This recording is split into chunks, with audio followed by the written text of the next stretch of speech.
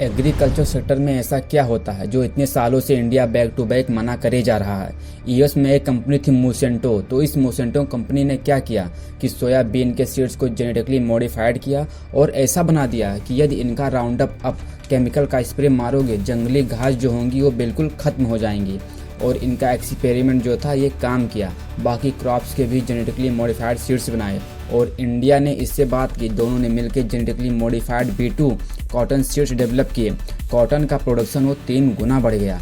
जो प्रॉब्लम्स थी वो सामने आने लगी। आम किसान जो नॉर्मल सीड्स यूज करते थे वो कंपटीशन से बाहर हो गए थे, क्योंकि जेनेटिकली मॉडिफाइड ज़्यादा प्रोड्यूस करता था कम पैसे में। लेकिन फ़ायदे का जो मेजर हिस्सा था वो यूएस की ये जो मोसेंटो कंपनी थी ये रॉयल्टी के नाम पे ले जा रही थी और इसके जो सीड्स थे उनको भी स्टोर नहीं किया जा सकता था। तो हर साल नए सीड्स खरीदने पड़ते थे।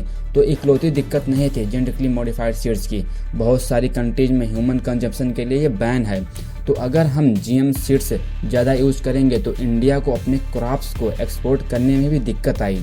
जो जीएम क्रॉप्स है वो पूरी की पूरी एज इट इज़ इम्पोर्ट कर लें अपने यूज़ के लिए, ताकि यूएस का जो प्रेशर इतने दिनों से आ रहा है वो कम हो जाए।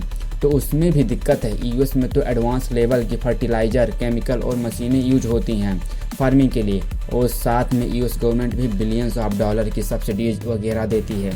यूएस के फार्मर्स की जो कॉस्टिंग होती है क्रॉप्स को प्रोड्यूस करने की, वो इंडिया के फार्मर्स के कंपैरेटिवली कम होती है।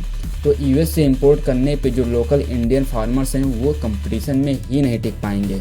तो इतने सारे रीजन हैं जिसकी वजह से इंडिया गवर्नमेंट जो है वो यूएस के लिए एग्रीकल्चर और डेयरी सेक्टर खोल ही नहीं सकती।